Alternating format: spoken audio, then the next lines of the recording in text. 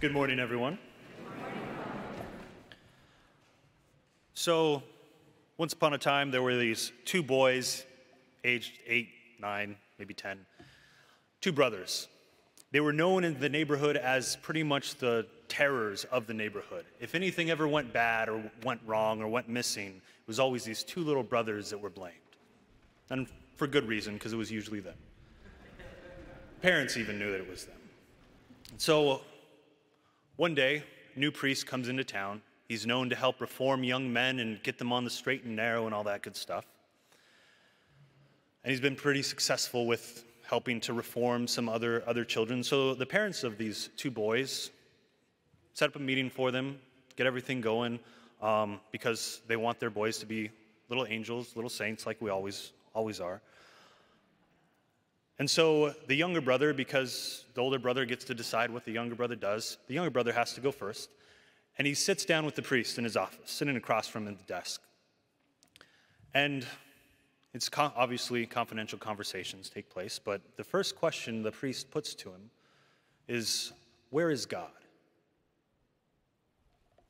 Now, this priest has this demeanor. He's like kind of a giant among men, and he's got a very deep voice. So the little boy, he's 8 years old, he's a little afraid. So he doesn't say anything, but his eyes get a little bigger. He's like, oh no.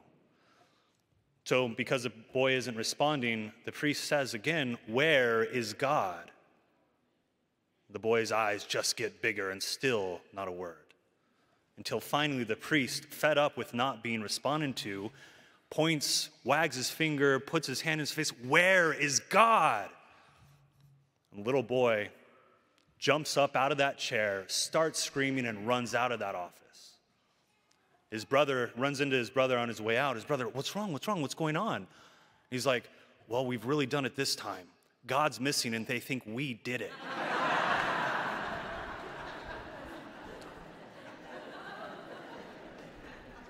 Too often, we think that God isn't here, that he isn't active in our lives, that he's missing. Or at least that's the way that it seems. Where is God when a loved one falls ill? Where is God when we can't afford rent or food? Where is God when the whole world is falling apart? Where is God?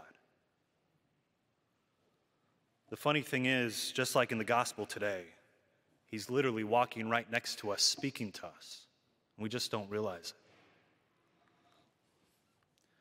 When we're struggling with our day-to-day life, when we fall sick, when we just plain fall, God is right there with us, standing beside us in the midst of everything that's going on, literally helping us to shoulder our burdens, and yet we're oblivious and can't see him. Because God does not take away the sufferings when we ask for it. Think about the Good Friday that we just celebrated. He didn't spare his only son from death, from suffering. So what thing makes us think that we're any different and that he'll treat us any differently? The closer we get to God, the more we see the importance of that suffering. But the thing is that God is still there with us. Just like when Christ was hanging on the cross, his Father was standing right beside him. So too, when we are suffering, when we are struggling, God is standing there right next to us, helping us carry that cross. God is not missing. We just haven't been looking in the right places. The kind nurse who showed us compassion in the hospital when we were sick, that was God working through them. The stranger who helped us to pay our rent or provided us food, that was God working through them. The teacher who has spent countless hours helping her students to learn trigonometry, was God working through them. All the good that exists in the world is God at work.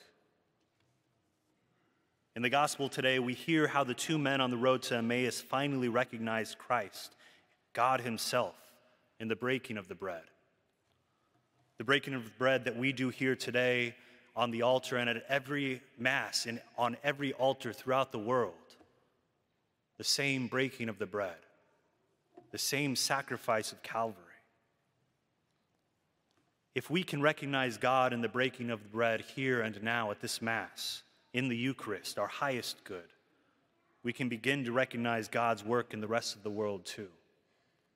We can begin to see how he works through each of us, so we can bring him to the world around us. We can see him standing there, suffering with us, enduring with us, loving with us. My brothers and sisters, God is not missing. God is very much alive and well, present here in the Eucharist, present in our community, in our scriptures, present in each one of us as we go throughout the world, present in our neighbors. So it's important then that we take time this week, every day, to look for him, to see him in the Eucharist, to see him in the breaking of the bread, so that we can also in turn find him in the rest of our lives.